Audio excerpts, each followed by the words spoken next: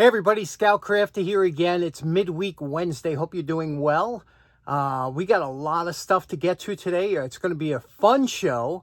And first I want to thank everybody for their input on the last show. I went to the Long Island Tool Meet, got a bunch of acquisitions, and I want to start off with something that I kind of misidentified. Let me show you what I'm talking about.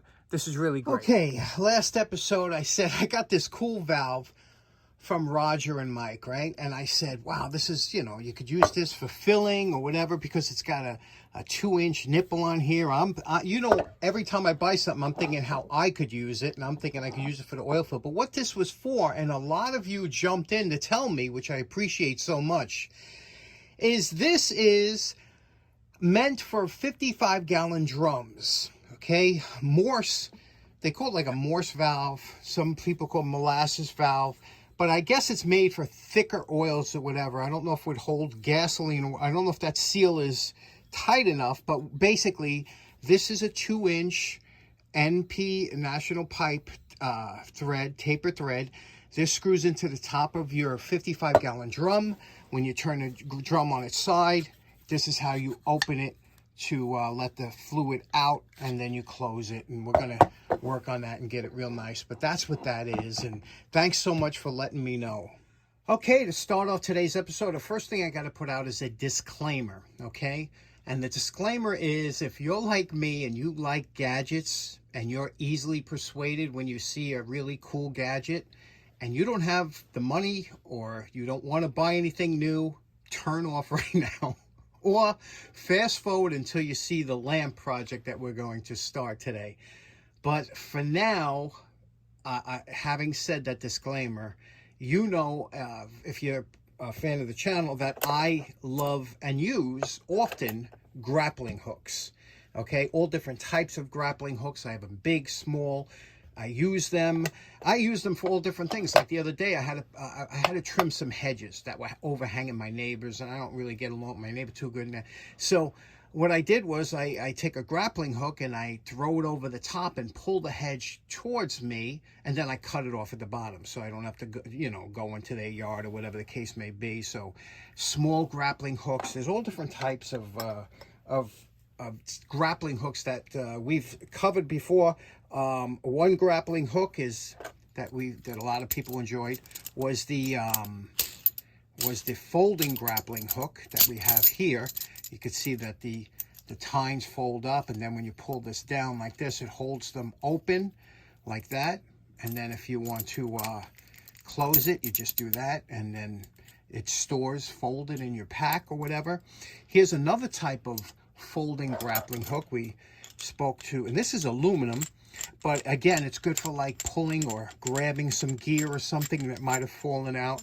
You can see the tines come inside here, and they screw into here, and these are stainless tines with an aluminum body. Let me show you what that looks like. There you go. That's a lightweight, very nicely made, well machined. You tie your little paracord, your 550 cord, called 550 because it's rated for 550 pounds. And you take that cord and you can toss it and grab or pull gear over or whatever you have to. Enjoy that. It's a nice little unit. But let me show you something I just picked up, and this is where the disclaimer comes in. Okay, so in my quest and love for new and different kind of grappling hooks, I saw these a while ago, but I never actually knew how they worked. And this was invented by a guy. His name is Brent Garcia. Great guy, smart guy, invented these, and it's a multi-purpose. He calls them the gravity hook. This is his website. It's called Awesome for Sale. He is the original inventor. Obviously, after he invented this, a couple years later, it was copied, and you see these all over eBay and Amazon, knockoffs from China. They're obviously not the same quality, but they're half the price, So when I wanted to get one of these, I got these from Brent himself on his website, and they are, again, it's a grappling hook. They come in different sizes. He even has a bigger size. But this here is a grappling hook, and you can see how that would work and how it's all It's stainless steel, high quality fasteners, hardened.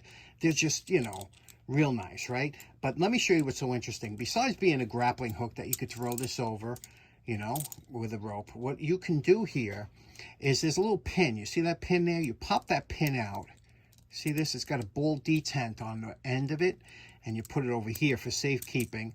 But now when you do that, this opens up like this. The grappling hook will open up, and when you open it, let me open it here, this piece comes out. Okay, so now you don't have to carry that around. You could put it in your pocket, whatever.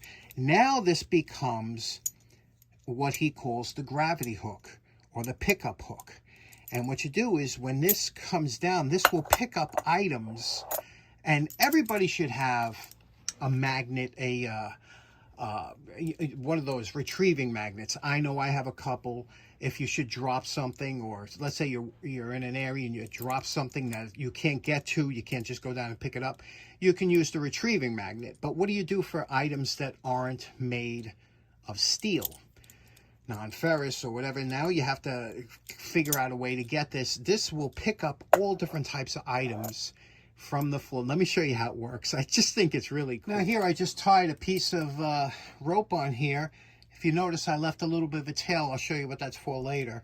But basically, these are non-metallic items that, let's say you dropped in, or let's say it fell down a kind of a drainage pipe or something. You can't get to it. And let me show you how this cool item works, okay? Now, I have very little practice time on this, but let's see what we can do as far as picking some of these items up. Let's try for the lock first. We'll drop this down over the lock. And there we go. The lock is picked up. Let's try that again, because I know you're thinking, well, you got lucky. I'm going to try the lock once again. Here we go. I'm going to drop it down over the center. Look at that. And you can't wiggle this free. I mean, that's on there until you bring it up. Okay, let's try that piece of wood there. Again, dropping it down. Picks it up. 1, 2, 3. This is like the old grappling hook we used to have on that game in the arcade. Do you remember that? Let's try the paintbrush here. Okay. There we go, but now we got to get it so it grips. It did go around it. There we go. Bring the paintbrush up. Let's try this piece of aluminum here. Okay, flat piece of aluminum. Drop it down, straddle it, and there we go. So think about, did any of you, when you were kids, did you used to look down those city grates? You know, like bus stops and things like that, when you wait and you look down there and there's always like something there, that a coin, or there was always a pair of keys. You know, somebody lost their keys. And if, let's say somebody lost their keys, there was a keychain or something. If you had this thing, you could drop this down onto the keychain and pick it up, you know, if you had that.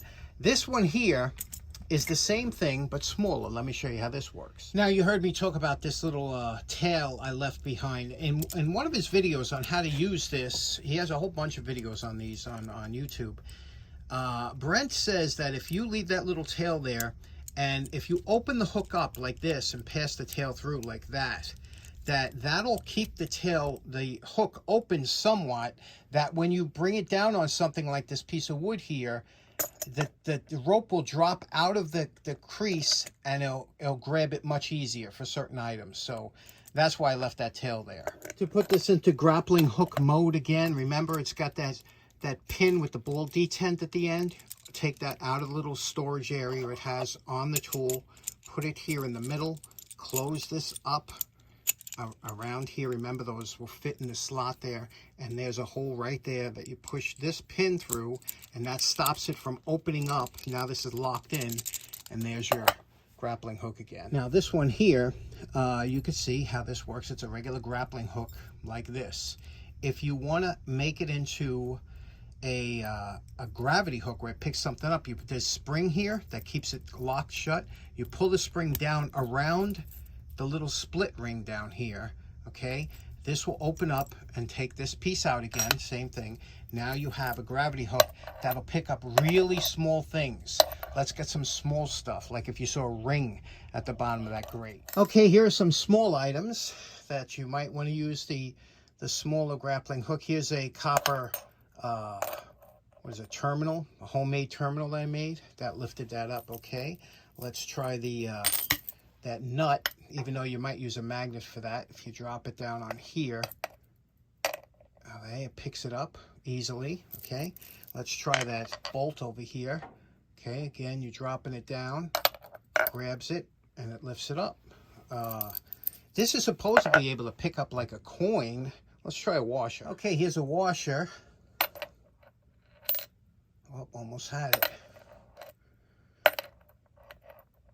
There we go. Look at that.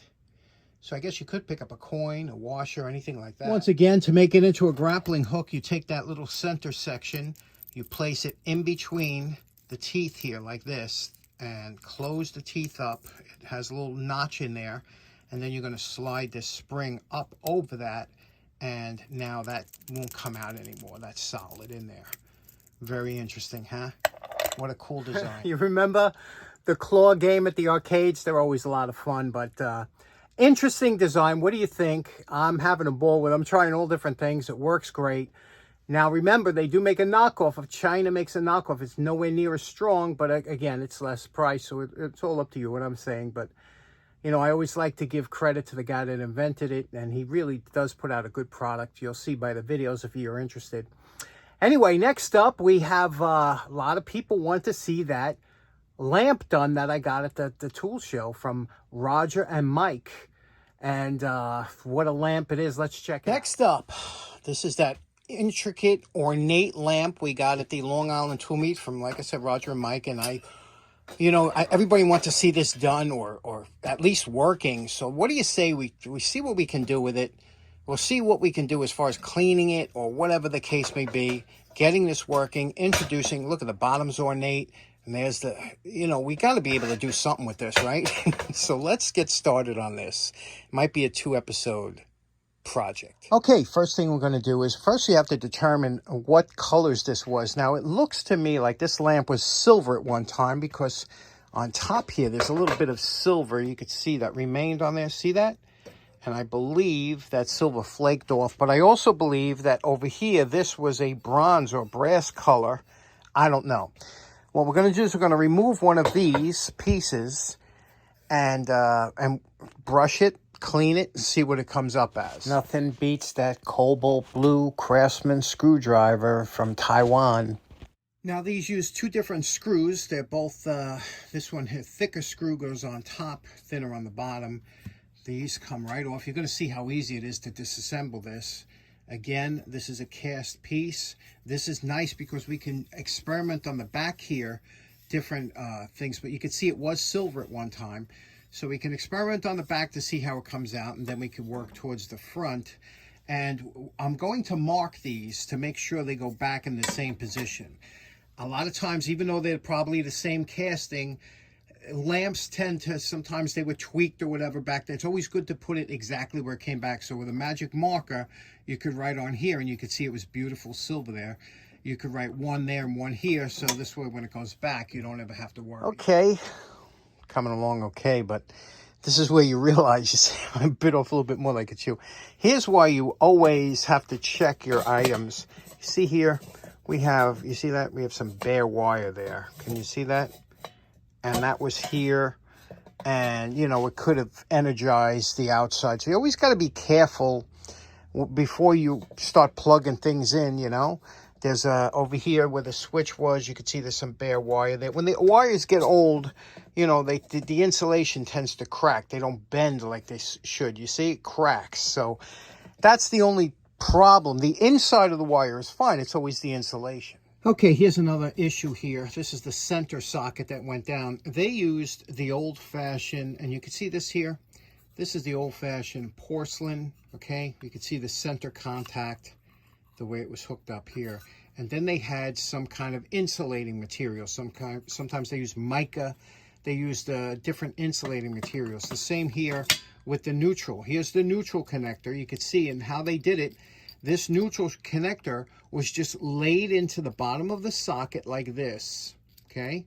And then there was a piece of mica or some kind of insulating material that was put over it to stop it from contacting here. So we have that in there. You See, it lays flat. Can you see that? And then this would lay on top.